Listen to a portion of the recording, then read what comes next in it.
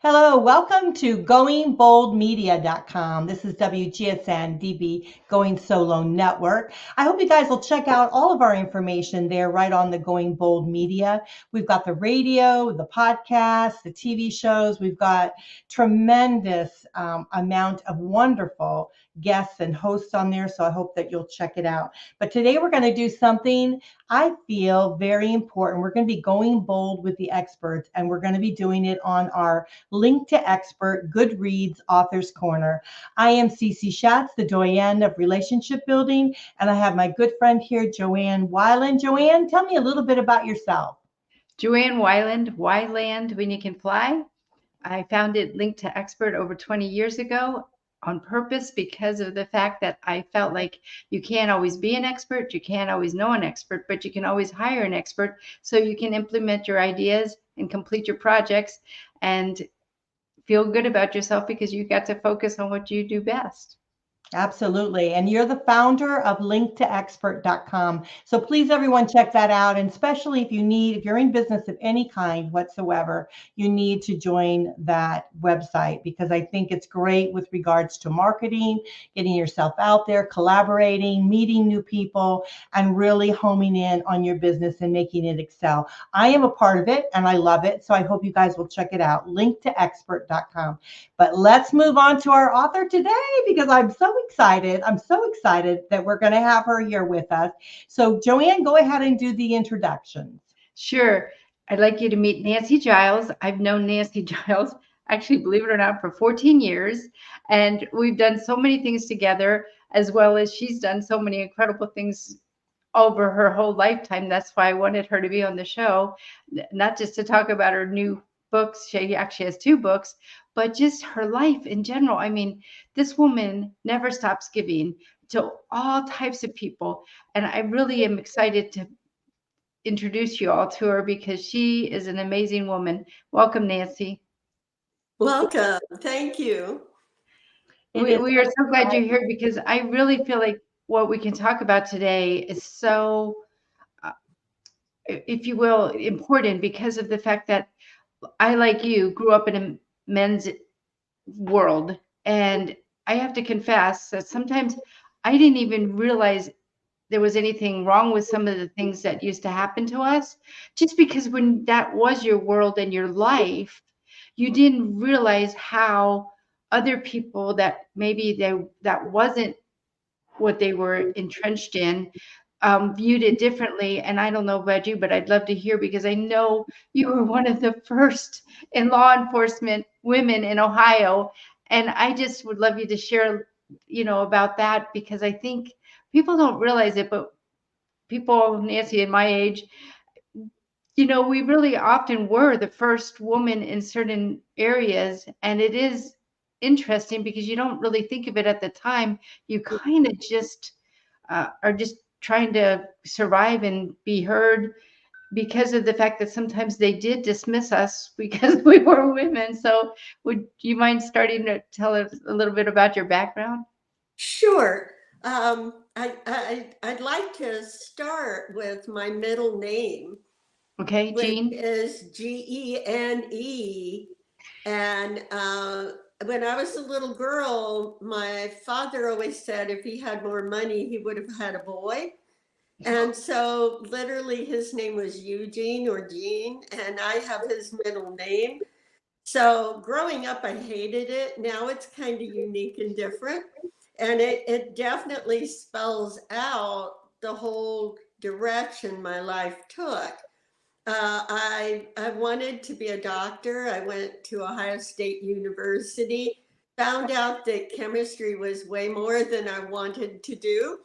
And so I got a job in the Franklin County Sheriff's Department where the sheriff was a wonderful man. One of the main reasons I had to write the story, he actually asked me if I would please become a woman deputy sheriff. And that just happened in 1965. So I was a little stunned by it, talked it over with my husband at the time. But all my years growing up, I shot guns, I shot bows and arrows. I played horseshoes. My dad made me the boy and then I figured they must never have had any money because they never had another child. When you're a little kid and he said, if I had more money, I'd get a boy, that was pretty funny. It wasn't though at the time you're going through it, but now it is. So when I was asked to be a deputy sheriff, I was kind of stunned. And that's why the book is called The Accidental Deputy, because it wasn't in my plan, wasn't where I was going in my life. And yet, because of how my father raised me, I felt, well, I could do this because I was used to being around men and men things. At Ohio State University, when I was a freshman, I was teaching billiards and pool to women at a pool parlor during the week. And my grandfather actually shot pool with Willie Moscone and famous pool players. So between my grandfather and my father, I was comfortable with it, So, and my dad played tricks on me my whole life. He would try to catch me up. And I think I needed that. I needed that sense of humor and that ability to not get tripped up. So, because of course, male officers are going to give that a try. So that's how the book came about. And I needed to go back because one, the sheriff was a remarkable man that saw how much women were needed to be in uniform. And definitely ahead of his time in 1965. So the book is all about my growing up doing this and then the humorous things. I love the humorous things. And again, he gave me that sense of humor. And that was important because if I took myself too seriously, I would have never survived with all the deputies and the men I worked with. So I guess that I don't know how far you want me to go. No, but that's so interesting. Same with me. I mean, I was one of 3 girls, and my dad used to always tell everybody that he had 3 yucky girls. So I think it prepared me, though, too, to understand that men don't always value a girl as much as if they would have had a son, because he never had a son. And the majority of you that know me, I would say 90% of my friends and family call me Joe because my dad didn't have a son.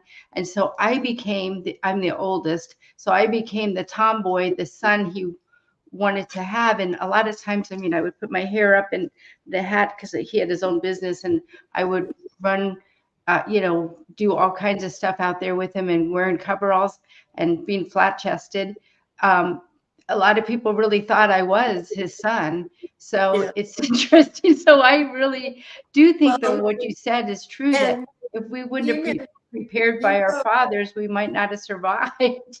And you're right, Joanne. I think they were more insightful than we gave them credit for. I think they knew they had to make us that person if we were going to compete and be able to work and move forward and make a difference. And after I finished writing The Accidental Deputy, I lost some of my animosity and anger for my father because it became clear to me that without the way he raised me, I would have never said yes to becoming deputy sheriff. So it was fascinating. And I love it the way that you trained so many people too, both men and women, to help them also understand the importance of our unity to work together. Yes. I love some of the funny stories that. Could you share one of them with us? Sure. I never know where to start. There's so many. One of the funniest ones was when I went to get uniforms. I walked into the uniform store and they said, "Oh, are you here to pick up your husband's uniforms?" And then I said, "No, it's going to be my uniform." And they said, "Oh," and they walked away and the manager stayed with me. And I realized they were going to have to make some and adjust them. And so the guys came back again when they realized that it needed a tape measure and they were going to measure me. And I said, "Oh no, you're not measuring me. I will go in the room and measure myself and I will give you the measurements." So right off the bat, you learn how to take charge of those situations. And that one was always humorous. Yes. And then probably the funniest one was when I got the uniforms, the sheriff had me come to meet the county commissioners at a big meeting and everything. And the sheriff was a retired professional wrestler. So he was an amazing man. He taught me all my self-defense, all of that. And so I walked in, I met the county commissioners who were standing in a group, and they say to him, "Who's going to train her to hand combat and to take care of herself?" And the sheriff reached out, took my hand, flipped himself up in the air and landed flat on the floor and made it look like I threw him there because of his wrestling training. So in the book, I tell some just amazing, funny stories. I love it. The commissioner said, "Oh, I guess she doesn't need the training," you know. That's hilarious. That is Yeah. hilarious. I But could just picture it. Yes. I guess he really, he was really thinking he was helping you there. Yeah. Right. And he Well, was. Yeah. later, I became pregnant. Well, what do you do with a pregnant deputy sheriff? That had never happened before. And so the newspapers actually listed that I was pregnant. It was a newsworthy article.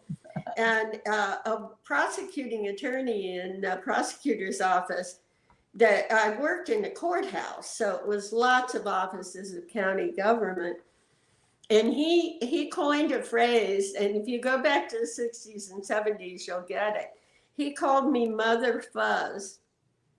Well, I could either get upset about being called Mother Fuzz or laugh about it. So luckily, I learned how to laugh about it and move on. And it kind of died down a little more because I didn't get upset, So there's lots of entertainment in the book about that. I actually stood on a pillar at the Ohio State University Stadium and did guard duty during an OSU game in the 60s. So, I was fortunate to have the sheriff. He was a remarkable man. Right. Yeah. And I mean, he was there for you. And it's really wonderful that he was, because if you wouldn't have had him, I don't know if you could have survived. What was it, like 15 years or something, wasn't it? Well, 7 years there, and then I was Westerville's first policewoman. That's a suburb of Columbus. And I was there for 4 years. So, yeah, it was 11 years total. So, yeah, it was, and I taught in a training academy. I helped hire new deputies. I worked on training for riot control. So the book tells a lot of those funny but serious stories about the 60s and 70s. And then what the 70s were like. So it's interesting that my first book in the library is fine. My second book, which is Being a Westerville Policewoman, that one I have to have adult in because it was the 70s. And if you were around, Yes. It was a different sexual time and family time. So some of my stories are difficult. And my chief of police was a sexual harasser. So that book in the Largo Library and the St. Pete Library, they have listed my second book as adult.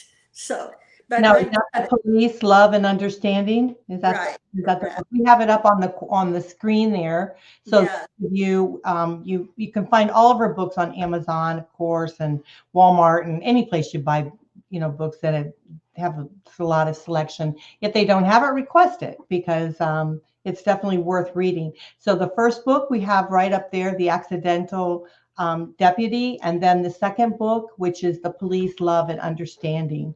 So those are what they look like. So make sure that you purchase those books and have a good read.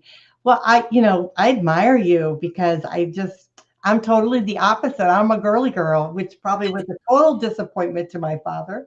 But yeah, so and then later on, he went on to have my brother, and I have an older brother and a sister than me, and then my other two sisters, and then finally my brother. But yeah, and so I was really a disappointment because I don't do anything like that. But I have to admit that I'm spunky, and so I would be the one, and I will tell you my funny story. I would be the one that they'd be sitting around dinner and saying, "Well, where is she? Well, where is she?" And then my brothers would say, "Oh, she must be up in the tree again." I'd climb up the tree, but then I was afraid. I was scared of heights. I was afraid to jump down.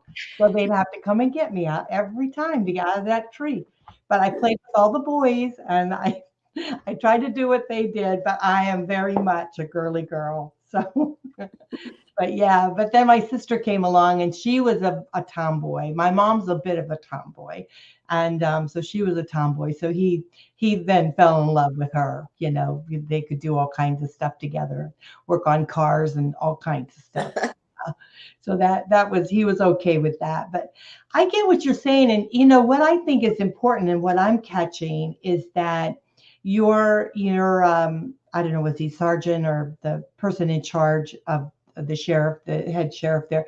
I think he realized the importance of having a woman because there's a relatability that women bring, and also if you want to be in moving, in today's world, you've got to embrace women in the workforce. There is a really serious story in the book. Part of my duties would be rape cases if they happened at night or whenever.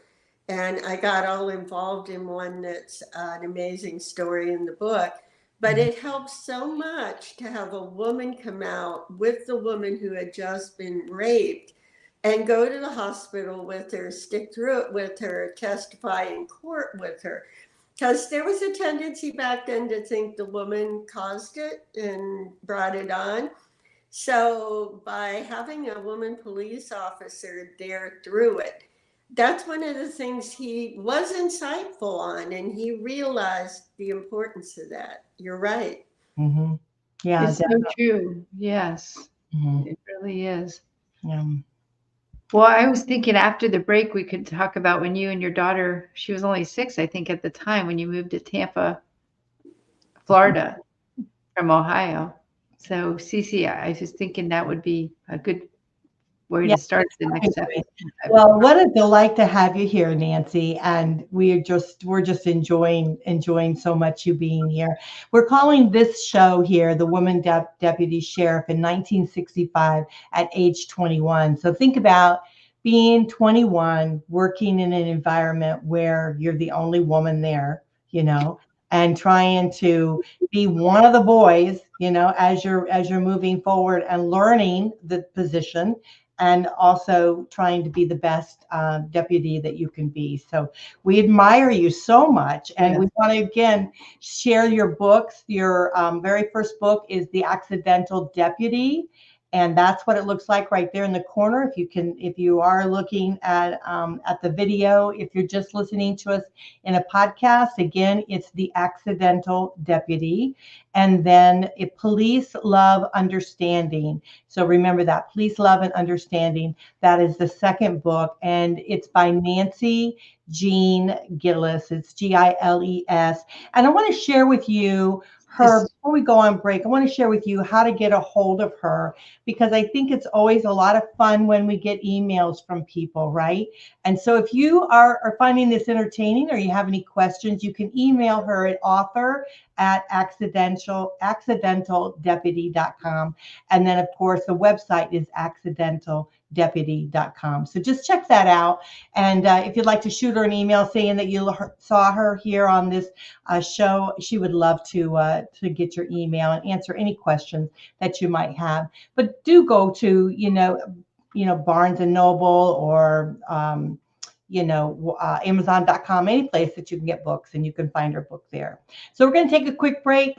We are going to just be back in just a moment. So just grab a cup of coffee or a cup of tea. I am up north in Maryland, so you guys are noticing my settings a little bit different. So that's why we're going for the hot drinks, because it's a bit chilly here. But we are listening to WGSN-DB Going Solo Network.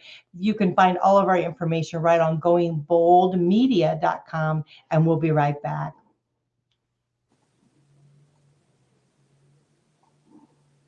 Hi, I'm John Thomas. I want to share with you a professional products and services directory we call Going Solo Directory. And you need to check this out. If you want exposure to your business or are seeking professional product or services, this directory has it all. And that membership, for the many special features, you get the benefit of a worldwide exposure with a 40-minute video interview on an international business show showcase. All this for just one low annual fee. For more information, contact goingsolodirectory.com.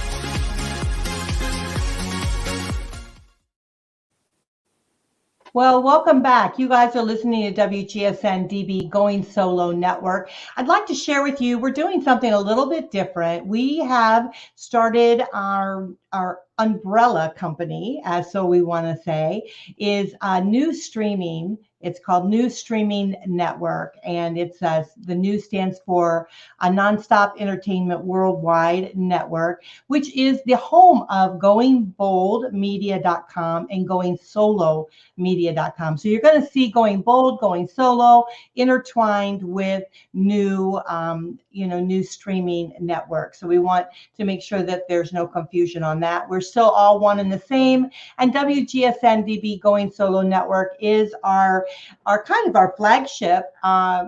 It's our radio station, and we've been up for years in radio, playing basically talk.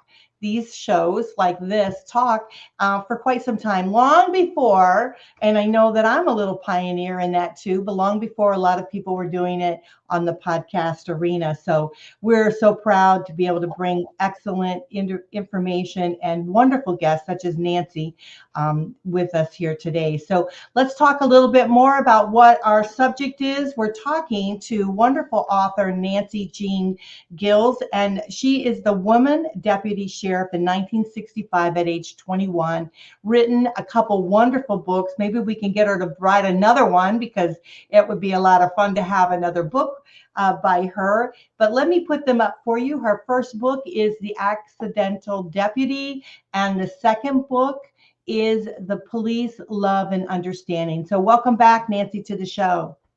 Thank you. And Nancy Giles, Nancy Jean Giles. I never called you Nancy Jean Giles, but I love that you explained how you got that name. And I know that when you moved to Tampa with your daughter, she was 6. What did prompt you to, I know you started at Eckerd College and everything, but I didn't know what triggered that. Well, first of all, I guess I do need to tell you I am working on the next book. Oh, good. Oh, the secret's out. The title appears to be, unless it changes when I finish, Drug Dynasty Deputy. I came to Florida. I moved to Florida because of the sexual harassment. It was at a time when there was no harassment laws and nothing I could do. And I had a federal grant I was administering in Westerville for 4 years. And I was busy with the grant. Even though I reported to the chief of police, my duties were all in the grant. So the grant was ending and he rubbed his hands together and said, oh, good, now I'm in charge of you. And it was a difficult situation. And there was no one to go to fix it. He was the graduate of the FBI Academy, Ohio Chiefs of Police president. So the only answer at that point was to relocate. And I had an aunt and uncle who lived in Largo in Florida. So I had been divorced by that point because it was the 70s. I was massively seeking a Brady Bunch kind of marriage, but that never happened and it didn't work out. There are several stories of attempts in the book. But so I packed up my daughter and she was actually 5, just turning 5. And I knew if I waited, she would be in school and elementary. It would be a hard move for her. So that kind of drove the timing on it. And I came down and I interviewed with several law enforcement departments. And it was like starting all over again when I had already worked for 11 years in law enforcement. And some of the law enforcement in Florida was not at the ethical standards of the Midwest in the Ohio area. And I just felt uncomfortable with some of it. So to make a long story short, I ended up working in security work for Eckerd Drugs back when Jack Eckerd was still involved in it. And those stories drive me because Jack Eckerd was the same as the sheriff that made me a deputy. He was the same supportive, giving, caring. I have so many wonderful stories of him that's driving me to write the book about that. And then Joanne's right. I through that, I got a scholarship to Eckerd College to finish. I had 2 years at OSU. And so I finished, and then I got the desire to start my own woman-owned private investigative agency. And it was called Account-Abilities, Inc. And I started that in Florida, got a license to be the person starting it. The St. Pete Times did a couple articles on it because it was unusual. And so the next book is basically about Eckerd Drugs and then the time that I started and the experiences. I worked for major people like cash and carry grocery stores, Burger King Corporation, Universal Studios. So I did work for those clients. So have some really entertaining stories from some of that as well. That is so cool. I love the way that you're so diverse and try things that really hardly anybody, if anybody, ever did it before. So my hat goes off to you, Nancy. Thank you, Joanne.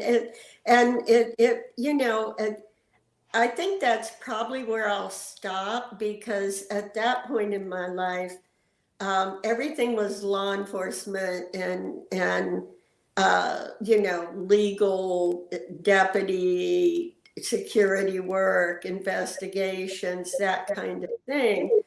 But I really believe that when I finished my career and left about 3 years ago to write the books, I was working at an executive level in a regional nonprofit.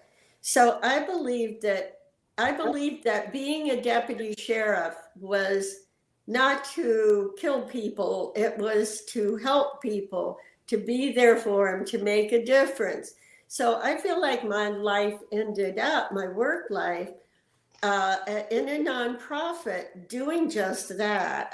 I was a chief business officer, looking at business ways to help the nonprofit and work with the clients. So it kind of went back to the beginning of being a deputy sheriff when I finished my career. So it's kind of interesting. It is. Well, Nancy and I have actually both been on the board of the Social Enterprise Alliance too, which is very key when how she helped these nonprofits, Heaven Drop, the Evergreen Life Services. I even knew you from Park.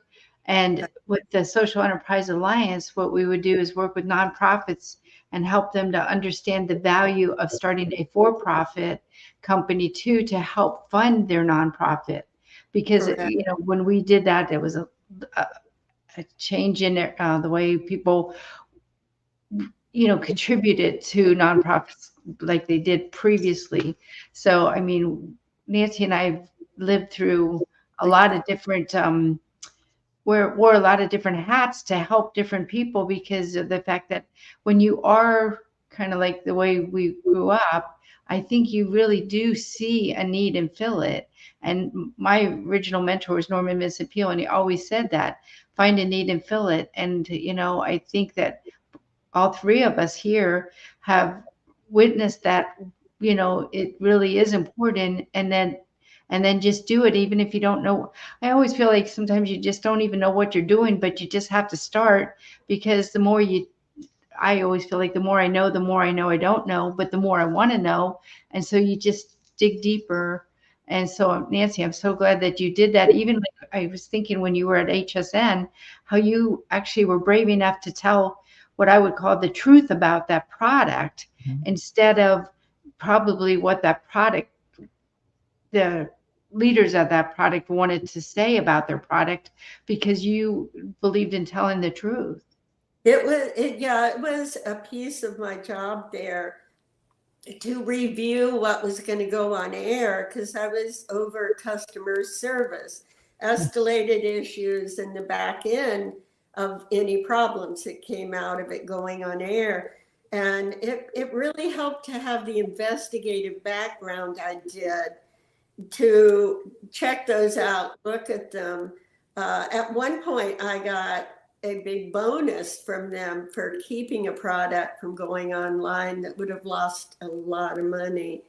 So I still used the same skills, and at HSM, probably one of the funniest things I ever did was there was a man cutting through where people were on the phones. And I went up to him and said, sir, you can't cut through here. You're going to have to walk around. And he said, you don't know who I am, do you? And I looked at him and I went, ooh, he looks familiar. And it was Walter Matthau. and so I always laugh. I threw him out of the customer service area. I love it. That's funny. That's funny. Well, you know what I'm hearing over and over again, it's the integrity, that you have, and that you instilled, both being, in the sheriff's department, being a police officer, as you've moved through your life, into going into the nonprofits and all of that. So it's your integrity, not being afraid to stand up, and be heard if needs to be. And so I think that's a great quality. I think it's one that all of our police officers, I hope, have, and that as we continue to move forward in our lives, we can continue to be that way.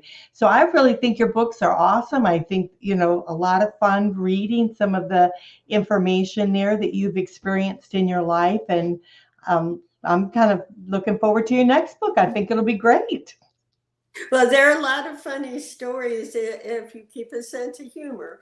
And if one thing I've learned in my life is the importance of a sense of humor, because you couldn't do the weird things I've done and not have a sense of humor. It's a very important part of it.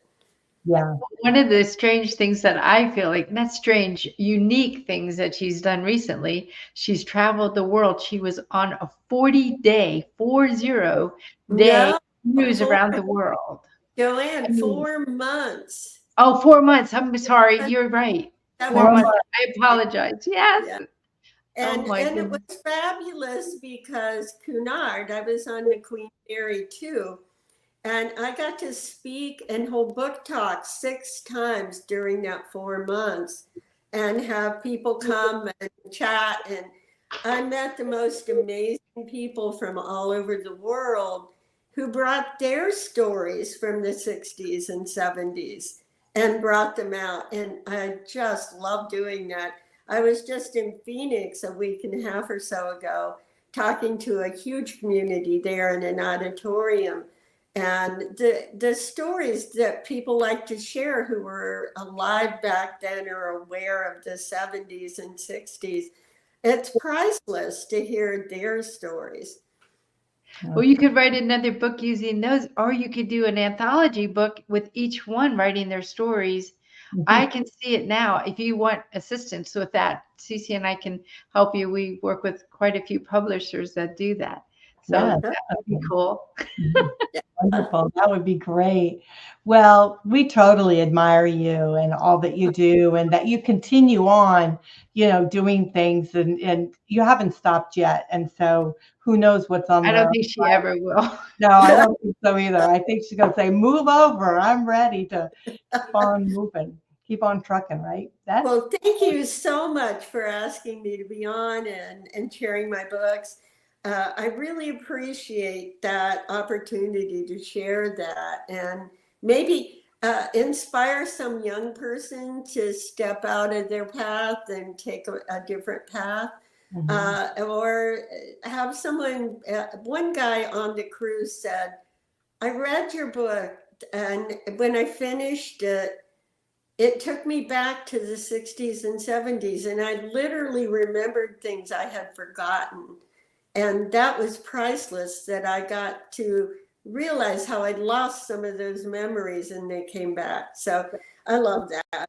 Oh, that's terrific. That's terrific. Well, we do want to mention and thank you for supporting us. You're one of our elite guests, and that all of your information can be found right on our goingboldmedia.com. We've got a special page for you there, and then also on our Going Solo directory. All of our information is right there. So if you guys want to connect with her, it's very easy to do. So just don't hesitate. And please, we would love for you to connect with her and share maybe your story. So you can send her an email at author@accidentaldeputy.com, and then check out the website, accidentaldeputy.com. So again, let me put up your books so people can see them. Your very first book was The Accidental Deputy, and that's what it looks like if you can see it right there in the corner. And then also Police, Love, and Understanding. You can find all the books on like Walmart, Barnes & Noble, Amazon. Go to the website and it'll direct you on where it is. Go to our site, goingboldmedia.com, click the button, buy the book, and you can do that. So we want you to do that. Absolutely. So thank you so much. We do appreciate you so much. And any last words you'd like to share with our audience? Just basically, thank you so much. I really enjoy talking about my books and sharing the stories. And Joanne's right. I do have stories I wrote down while I was on the cruise, and I like pictures of sunrises and sunsets. So I do have a kind of book, but doing a color book is very pricey. So that's after I finish the next one on Ecker drugs and my private investigative agency. But she also does interesting things with those things.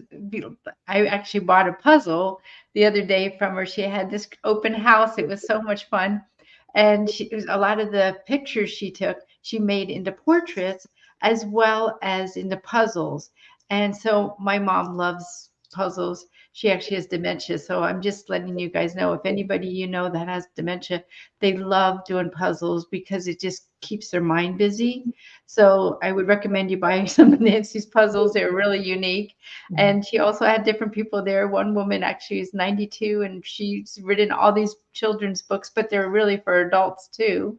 And even another woman that did all kinds of cards, and Mary Lou did the jewelry and the ornaments and stuff. So she's just always working together with other people to make a true collaborative community like I believe in. I mean, I really feel like we can't do this alone. We all have to help each other. And just on Sunday, she just did that again. So I just mean that she's just amazing. I'm so grateful that I've got to know Nancy all these years and work side by side with her sometime, as well as, just connecting over time. And so thank you, Nancy, for all you've Yeah, done well, for this. and it's back at you, exactly the same thing back to you. We've had some wonderful experiences. So I hope you can read Nancy's book and hear about some of the experiences and get a good laugh, because I do feel like laughter is the best medicine.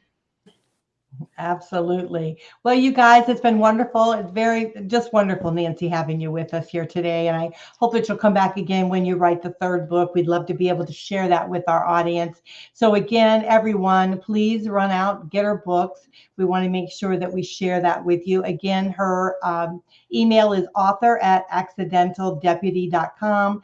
And then the website is accidentaldeputy.com. And then, of course, you can find all of her books at Barnes & Noble, Walmart, wherever they sell books, Amazon, and go to the website and you'll be able to find it, or go to our website and you'll be able to find it.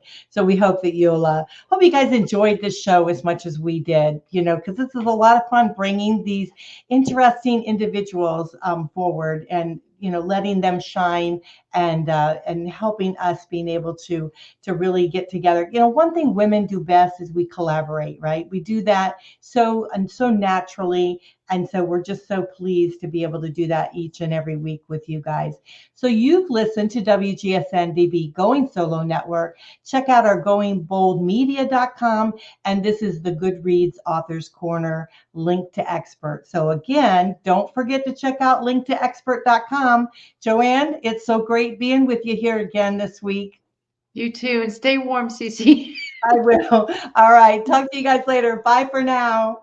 Bye-bye.